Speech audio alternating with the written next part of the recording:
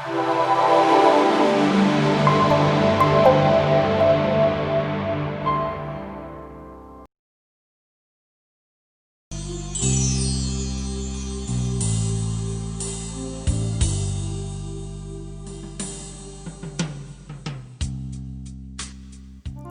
أملاخن تسجل مدحنا يسوع كريستوس مسكولاتكم يكون فقراتن كبراتن تخطاتلتي أجلجلوت وبت لما علت دما كمتي كل جزء نجاور زلنا مستفلا ليونا إمن شجعنا زلالي مدب حزنا لكم قريبنا لنا سنة مكتتال كون لكم منا مجمع رجنا نتي نقرب زلنا مدبات كم وكسي إن تكمل زلنا استفلا لي دحرجات أتن متحفتن مغانو أقدمنا نحبر نفتو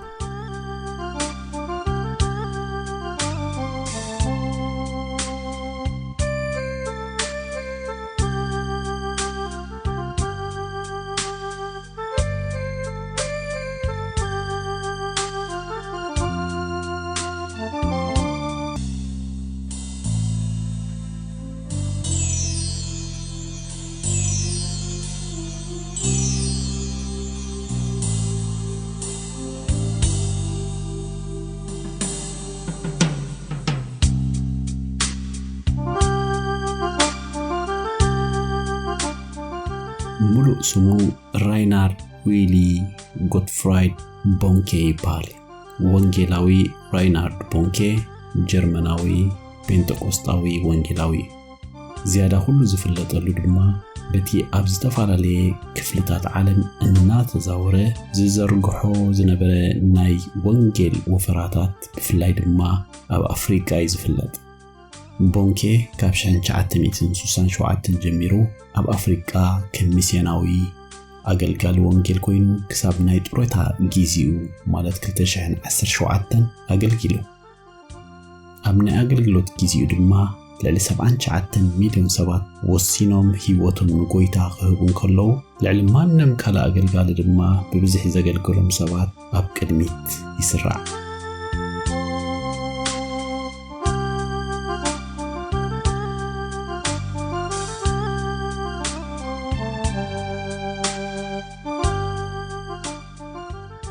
وانجيلاوي راينارد بونكي بميازي 1940 أب كونيغسبورغ ناي مبرق برشيا جرمن توليدو ولد 9 عامت مسكونة دما أديو بتداغاغامي بزعبا مقطعتي حاتيات تنبرو سلازنبرت نقويتا يسوس مدحاني انت زيكيرو دما كابزي زملت كمزي كونا سلازفلتتو نقويتا يسوس كريستوس كم نايقل مدحاني نخقبلو السنة أبو بونكي أب حد أوان نهاجر بوت هدرنا زاجرجل سبينير دحرجنا أبناء بيت كريستيان أجلجلوت بمنزع كم قاسا محبر بمخان يجلجل نبرة كبتب جيزي يقول إنه تعتليزة تمهروز نبرة عدي دما كوحديات كرهاقن تمخروز لز نبرة بتجبو التعبابيها تملميلو عبيه راينارد بونكي جنا بعشرة عامة كله يو نبأ أجلجلوت كويتات تنبيرو أبتأوان دما قويتا كم ميسيناوي ناب أفريقيا خجلجل كم زوعو بأمنة برجس أمنة كزهرب جمرة أبتا مايتي مانيفستيشنز اتبل مس جورج كانتي بمخان صحافة مصحفو أسفيرو خمزولو دما أبسوانس أبزرك بيت تمرتي مصحف قدوس كم مهارن كله زرخوبو دايركتر حلافي بيت تمرتن دمايو أبي هوتو عبي تلوا كم زقبرو لزنقل زي سامي إيرورس هاولس توحل سب ناي أقلقلوت هيوت بونكي خنقاقهن أب أقلقلوت أملاخ زلو قناعات نقوصقن كم زحقزو يزارب أبتقوان دما راينارد بونكي أب حدا ستوحبو عدل نجزي أبيهير ناي إمن السب كقبرون زاد ليو خلو نقر دما كقربالون كم زتقلي نقر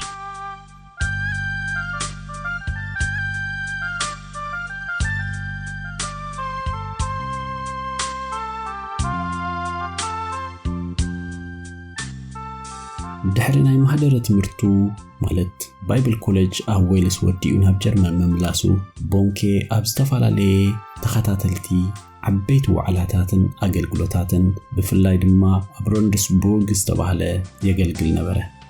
أبزخيت حازر دما كم قاشا مدار غينو بزح علمتات رخيبو أب بزح خفالات جرمان اندات زاوره مجمريا ببزح أقلقله ቦንኬ ኣብ ሓደ ናይ ወንጌል ሙዚቃ ፌስቲቫል ምስ ሓንቲ ኣኒ ሱልዝ ዝተባህለት ኣብ ፌስቲቫል እንዳዘመረትን ከላ ናይ መዝሙር ናይ ሙዚቃ ቁልፊ ስሒታ ነቲ ውድድር ክሳብ ምኽሳር ዘኽእላ ዝነበረት እናዘመረት ተመሊሳ ብዘገርም ብሉጥ ጸጋ ዝመልኦ መዝሙር ክትዝምር ዝሰምዓ ጓል ሃንደበት ተላለየ ንውሕ ከይጸንሑ ድማ ሓደ ሰንበት ኣብቲ ንሳኣት ተገልግሎ ዝነበረት ቤተ ክርስቲያን ክሰብኽ ተዓዲሙ ኸደ እሞ ድሕሪ ፍቕሪ ምጅማሮም ኣብ 1964 ተመርዓው ወንጌላዊ ራይናርድ ቦንኬ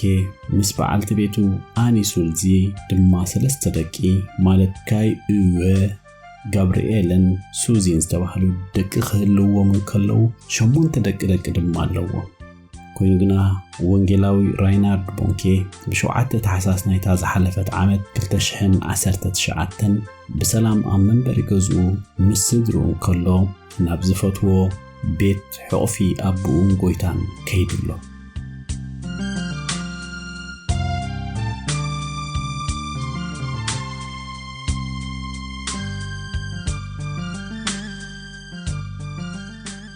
ካዌልስ ናይ ቤት ትምህርት መጽሓፍ ቅዱስ ዛዚም መምላሱ ኣብ ቤተ ክርስቲያን ኮንጓሳ ማሕበር ኮይኑ 7 ዓመታት ኣገልገለ ብድሕሪኡ ግና ኣብቲ ብ1967 ዓመተ ምህረት ኣብ ኣፍሪቃ ናይ ሚስዮናዊ ኣገልግሎቱ ዝጀምረሉ ኩነታት ስለ ዝነበረ ናይ መጀመርታ ኣገልግሎቱ ኣብታ ብእምባታት እተኸበት ንጉሳዊት ሃገር ሌሴቶ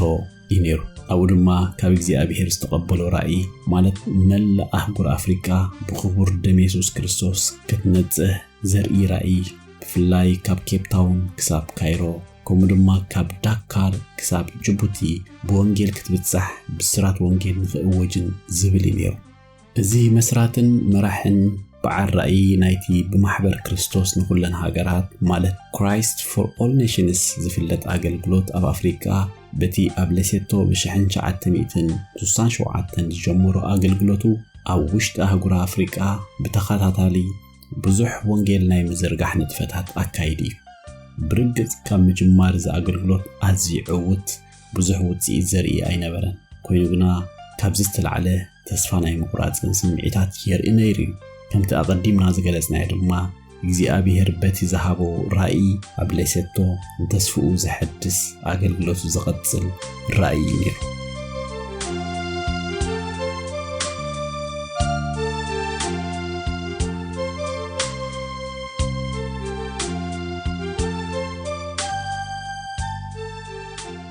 ራይናርድ ቦንኬ ከምቲ መብዛሕትና እንፈልጦ ሓደ ብሓደ ንሰባት እንዳመስከርካ ዝግበር ወንጌል መምስካር ኣይኮነን ዝጥቀም ነይሩ እንታይ ደኣ ሰፊሕ ዝርግሐ ዘለዎም ኣብ ሓደ ግዜ ብዙሓት ሰባት ዝብጽሕሉ ናይ ወንጌል ኣገልግሎት ክህሉ ዝብል እዩ ኣብቲ ብክርስቲያን ብሮድካስቲንግ ኔትወርክ ተመዝጊቡ ዘሎ ጸብጻብ ድማ ወላ እኳ ወንጌል ምስባኽ ኣብ 800 ሰባት ብዝሕዝ ድኳን ማለት ቴንዳ ዳስ እንተጀመረ ኣብ 1984 ድማ ኣብ ዓለም ክንቀሳቐስ ዝኽእል ዝዓበየ ድንኳን ቴንዳ ኣገልግሎት ምግባር ክሳብ 34,000 ሰባት ኮፍ ኣቢሉ ክሕዝ ዝኽእል ድንኳን ተጠቂሙ ነይሩ ይኹን እምበር ኣብ ካልእ ኣጋጣሚ እዚ 34,000 ሰባት ዝሕዝ ድንኳን ኣገልግሎት ብህቦብላ ንፋስ ቅድሚ ኣገልግሎት ምጅማሩ ስለተወስደ ካልእ ኣማራጺ ክጥቀሙ ተገደዱ ብድሕሪኡ ኣብ ዝቐጸለ ግዜ ድማ ኣገልግሎቱ ኣብ ሓደ እዋን ኣብ ሓደ ሜዳ ክሳብ 100,000 ሰባት ናይ ምግልጋል ደረጃ ከዓቢ ከኣለ ኣብዚ ከይተሓፀረ ድማ ተኣገልግሎት እናሰፍሐ ስለ ዝኸደ ኣብ ሓደ እዋን ኣብ ከተማ ሌጎስ ናይ ናይጀርያ ክሳብ 1.6 ሚልዮን ዝበጽሑ ሰባት ኣብ ሰፊሕ ሜዳ ብምግልጋል ክሳብ ሕጂ እቲ ብብዝሒ ሰባት ዝተረኸብሉ ኣገልግሎት ኮይኑ ይርከብ ንኣገልግሎቱ ዝጥቀመሎም መጉልሒ ድምጽታት ድማ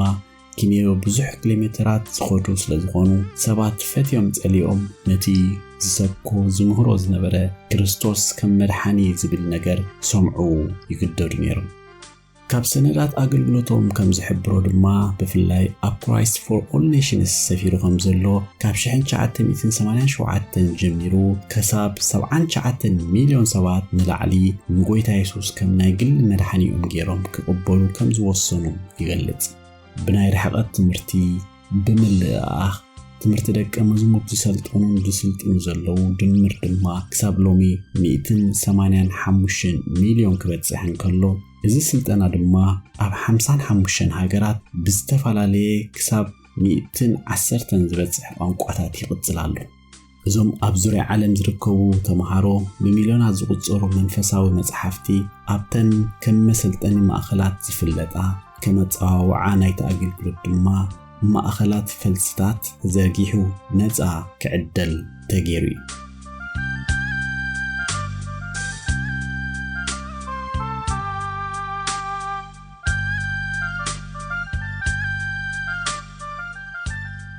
بخالق መንገዲ ድማ ኣብቲ ብናይ ራይናርድ ቦንኬ ስኩል ኦፍ ፋየር ዝፍለጥ ቤት ትምህርቲ ብናይ ርሕቀት ብናይ ኦንላይን ብገዛእ ርእስኻ ምምሃር ካልእ መንገድታት ብሚልዮናት ሰባት ትምህርትታት ይከታተሉ እዮም። ኣብዚ ብተኸታታሊ ትምህርቲ ንሳተፉ ተማሃሮ ድማ ካብ ሰርቲፊኬት ክሳብ ብዲግሪ ዝበጽሕ ምስክርነት ወረቐት ይወሃብ። ካብ 2000 ዓመተ ምህረት ጀሚሩ ድማ 55 ሚልዮን ሰባት ንጎይታ ኢየሱስ ክርስቶስ ከም ናይ ግል መድሓኒኦም ገይሮም ከም ዝተቐበልዎ ሰነዳት Christ for All Nations ይገልጽ። ዝያዳ ሁሉ ቦንኬ ዝፍለጠሉ ድማ በቲ ፋየር ኮንፈረንስ ዝተባህለ መደባት እዩ። ኣብዚ መደባት ድማ ዝተፈላለዩ ዓላማታት ንኽሃርሙ ይጥቀሙሉ። ገለ ካብ ዓላማታቱ ድማ ሰባት ብናይ መንፈስ ቅዱስ ሓዊ ተነቓቂሖም ናይ ክርስቶስ ወንጌል ክምስክሩ ንምልዓዓል ብመድሓኒኦም ክርስቶስ ኢየሱስ ኣሚኖም ክድሕኑ በዚ ፕሮግራም ድማ ኣብ ብዙሓት ሃገራት ኣፍሪቃን ኣብ ካልኦት ክፍልታት ዓለምን ንብዙሓት በፂሑ። እዚ ኣገልግሎት እዚ ድማ ኣብ መንፈሳዊ ህይወቶም ዝተነቓቕሑ ዝርግሐ ወንጌል ዝተዓድቁ ንምግባር በዚ መደባት ድማ ልዕሊ 95 ሚልዮን ብዛዕባ ክርስቶስ መድሓኒ ምዃኑ ዝገልጹ ካብ መጽሓፍ ቅዱስ ዝተወስዱ ጽሑፋት ብቅዳሕ ተሓቲሞም ይዝርግሑ ኣለዉ። ዝተፈላለዩ ኣገባብ ብምጥቃም እቶም ካብ ወንጌል ሓቂ ዝጠፍኡ ሰባት ንምምላስ እዚ ኣገልግሎት እዚ ብመሪሕነት መንፈስ ቅዱስ ናይ ወንጌል ዝርግሐ ንኽዳሎን ከተግብርን ከም ዝተባበሩ ይገብራሉ።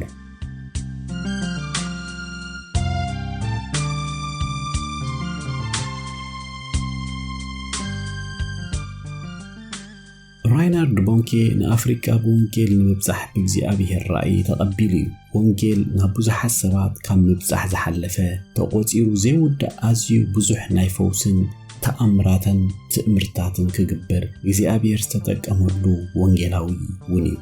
ኣብዚ ናይ ወንጌል ኣገልግሎቱ ዓይንቲ ዓይነ ስውራን ክበርሁ፣ ዓባሳት ክዛረቡ፣ ጽሙማን ክሰምዑ፣ ከምኡውን ብዙሓት ብርክት ዝበሉ ድውያት ክፍወሱን ኣእጋሮም ዝሓንከሱን ክዘሉን ተራእዮም እዮም። እዚ ናይ ፈውሲ ውህበት ድማ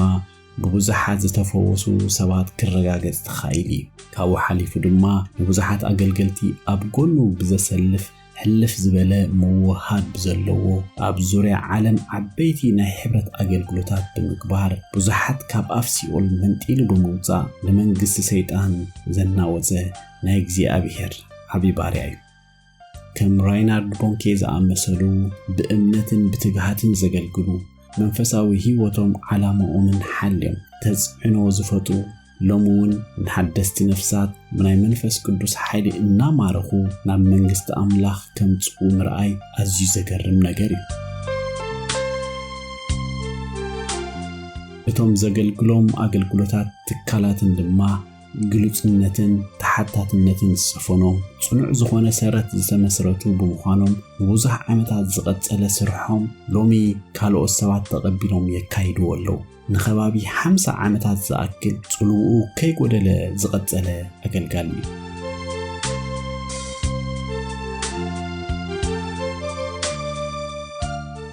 ነዚ ትሕዝቶ ንምድላው ዝተጠቀምናሉ ምንጭታት ኣብ ዴስክሪፕሽን ኣለኩም። እግዚአብሔር ይባርክኩም።